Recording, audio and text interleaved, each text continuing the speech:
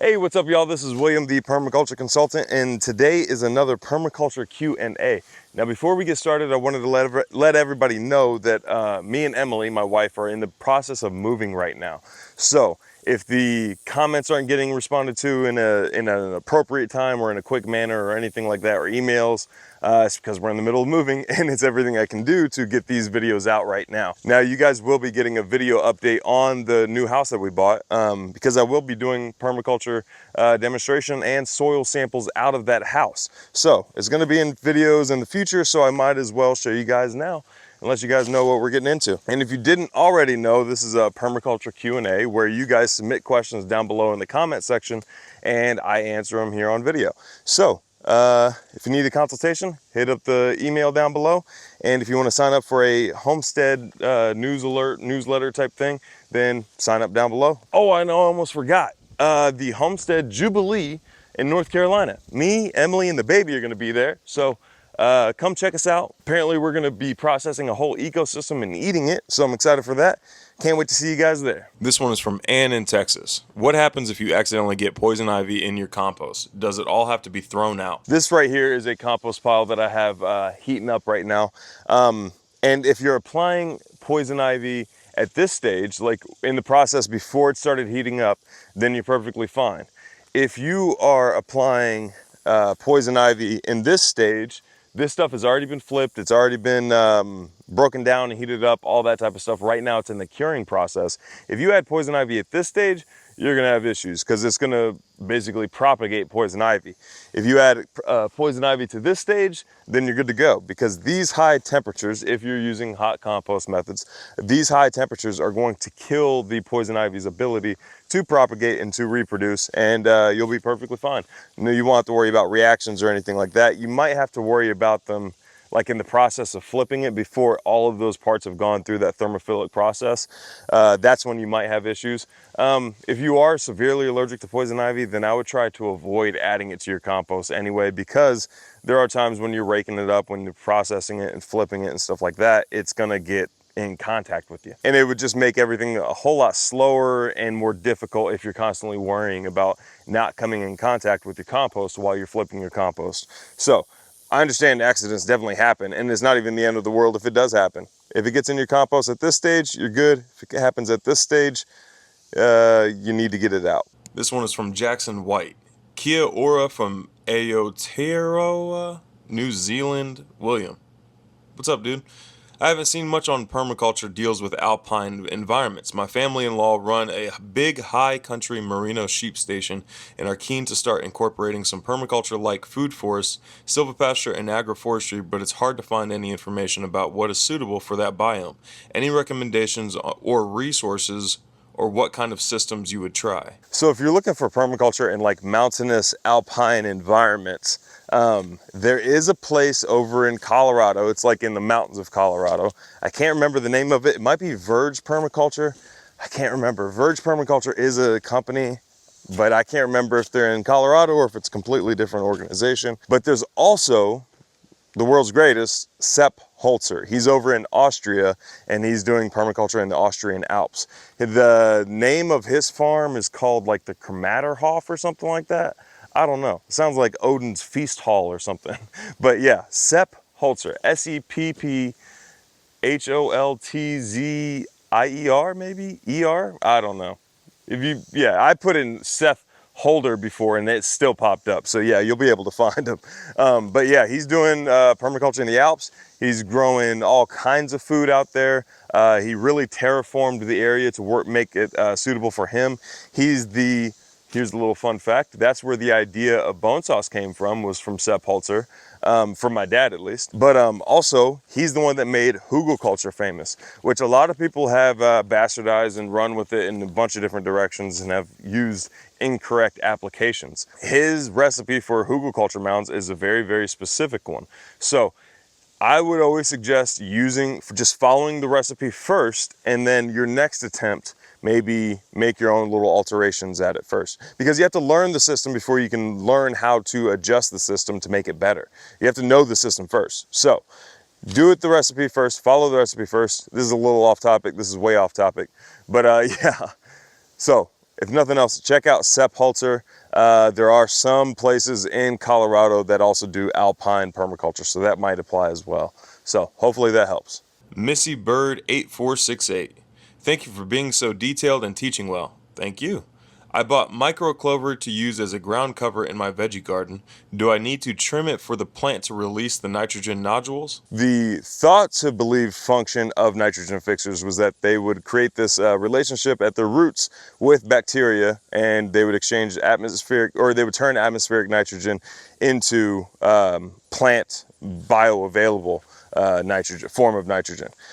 That turns out to not be the case as much as we thought so. So like for nitrogen fixers, in order for them to form those nitrogen nodules, and in order for those nitrogen nodules to be available to surrounding plant roots, the nitrogen coming from, it requires very, very specific conditions. In fact, if you're seeing white nodules at the end of it, it's not fixing nitrogen. If you pull them up and you see red nodules at the end of those roots, then you know that it is fixing nitrogen. And believe it or not, the center of that nitrogen nodule is anaerobic. It's in anaerobic condition.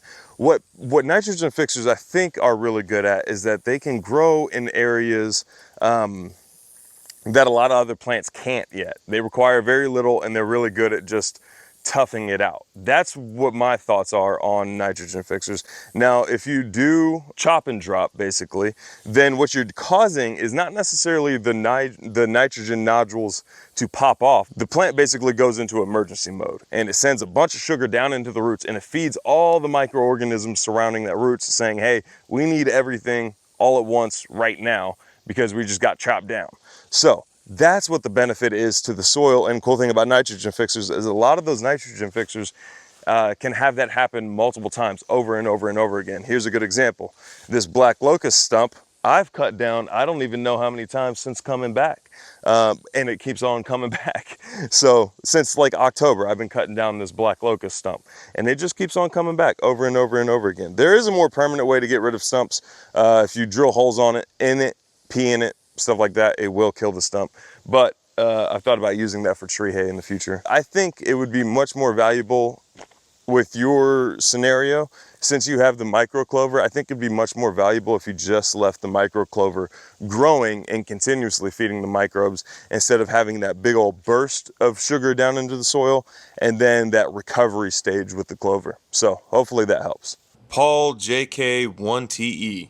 I started a compost pile and got 6 flips in. I am going away for 2 weeks. When I get back, what should my course of action be? Okay, so if you got 6 flips in on your compost pile and you're okay with that level of decomposition, then what you can do is what I did over here with the pile that's curing. You can just water the pile thoroughly. Like if you get a handful of it, squeeze it together, 1 drop should form and fall. But what you can do is just put them under a tarp, let it cure, let it sit, and let the fungi just like start building. Let it come down to ambient temperatures, then the fungi will start building, start developing thick fungal networks, and that will increase the fungi aspect of the fungi to bacteria ratio in your soil.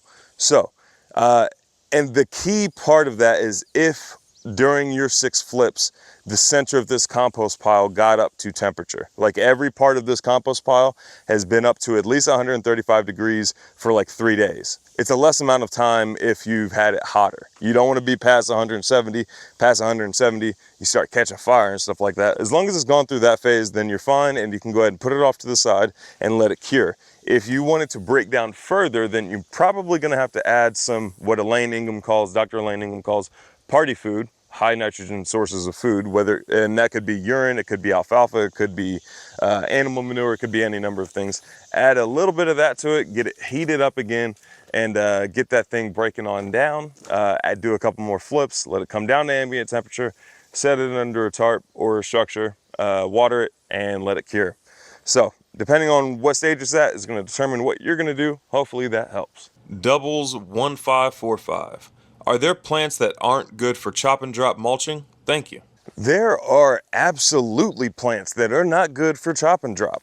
One of the famous ones are the honey locusts. So if you've ever seen pictures of honey locusts, or if you've ever encountered a honey locust, I doubt you forgot it, because it's the tree that's completely covered in like 6 to 8 inch spikes. Dad always make the joke like George of the Jungle would make that mistake once. So those aren't good because of just the massive thorns that you're going to leave behind.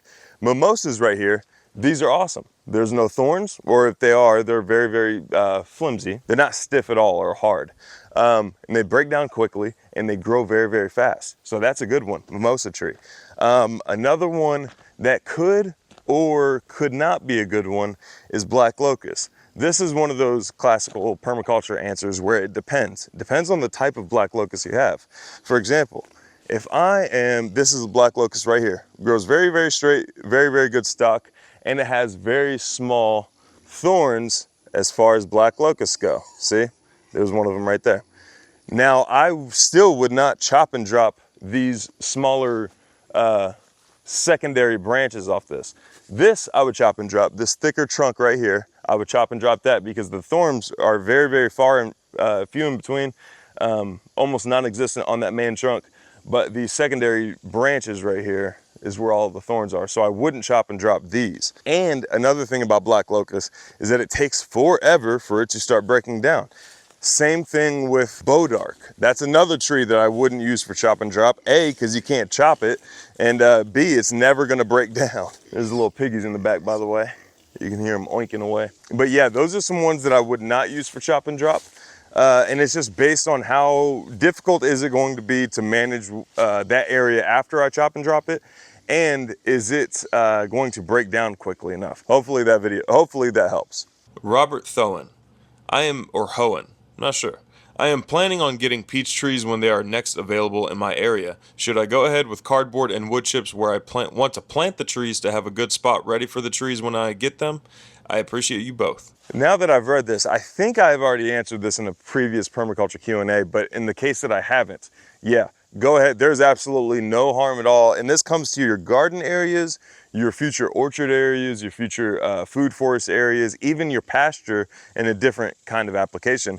There is no problem at all in getting that area prepared for what you're going to plant. Now, you were talking about cardboard and mulch.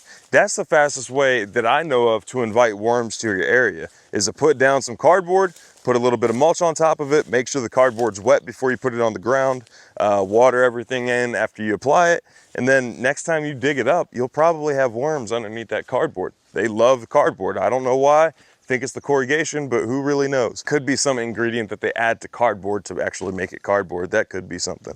But yeah, go ahead and get that stuff applied.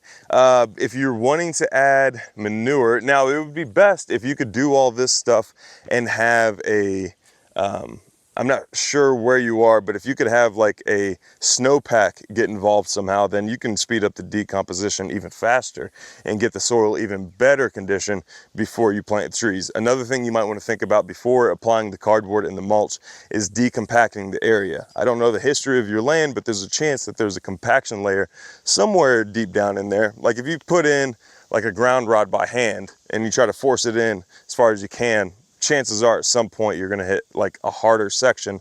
That'll give you an idea of where your compaction layer is. So if you can decompact that before applying your cardboard and mulch, you'll have a bigger bang for your buck as far as building soil, because you'll not only be building soil up, but you'll be building soil down, because you've decompacted the soil and you've allowed the organisms to actually travel freely beneath the soil. So hopefully that helps. Albert Tobagran or Alberto Bogren, not sure, 2642. I am looking to buy land in East Texas. I've seen a few with floodplain risk. Do you think it would be possible to make a series of ponds and swales to reduce the flood risk to a home built on that land, or would you advise against building on that land? So that absolutely 100% depends. I wouldn't like not buy land in the floodplains. I would buy land in areas that have been unaffected in the last 100-year drought event, or sorry, not drought event, flood event, rain event. Like one thing I can think of just off the top of my head is it was in like 2014, 2013, 2015, somewhere around there. The Red River flooded, and that caused quite a bit of mayhem. So I would look up, see what lands were affected by that flood. If the property you were in was covered in that flood, then I wouldn't buy that property. A lot of the properties that were covered up there were mostly farmland. Like a lot of people's farmland either got majorly eroded away from the flooding or completely underwater after or during those floods. So keep that in mind. Just look up your latest or your last 100-year rain event. That'll give you an idea of what's been affected, how many feet it rose, how many feet the Red River or the Sulphur River rose, and don't buy land in the little blue spots. Hopefully that helps. The Little Black Yoshi. Are you opposed to hugelkultur in all circumstances? I cleared a third growth forest on a hillside in order to establish my own food forest, and I ended up with piles of brush and rotting wood. Instead of burning it all or hauling it off to a landfill, I built Hugelkultur Terraces. This solved the problem of what to do with all that junk wood, and it gave me a flat areas to plant on the hill. This is my first season growing on them, and the brambles and grapes that I planted are doing really well. I wouldn't make a Hugelkultur bed just for the sake of doing it, but in my situation, it seemed like a good option. Any thoughts? So this kind of ties into that previous question that I was answering about Sepp Holzer and Hugelkultur, is that he has a very specific recipe on how to do Hugelkultur. And in fact, some of the instances in which I would recommend not doing Hugelkultur or not using those methods is whenever you're using them in addition to like earthworks.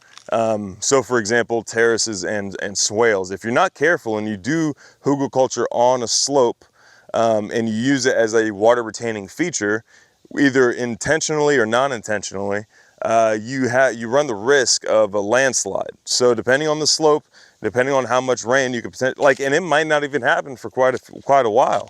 But thinking back to that 100-year rain event, if you haven't had one of those in a while, and then all of a sudden one of them rolls out of nowhere, and now you potentially have a landslide. So make sure you don't put your house underneath that feature. Make sure you don't have any animals beneath that feature or anything like that. And just keep in mind that, hey, that is a possibility. Now, one thing you can go do on the back end is plant trees on those mounds that have very, very deep tap roots. You can even do, depending on where you are, you can even do bamboo on the downhill side of that. And that bamboo acts as like, it just glues everything to the earth. Those real fine hair nets just glues everything to the earth. So that could be something that you do. I generally don't advise people to put Hugelkultur mounds on contour or as a water retaining feature, because there's the chance of you get that 100-year drought event, or I keep wanting to say drought, that 100-year rain event.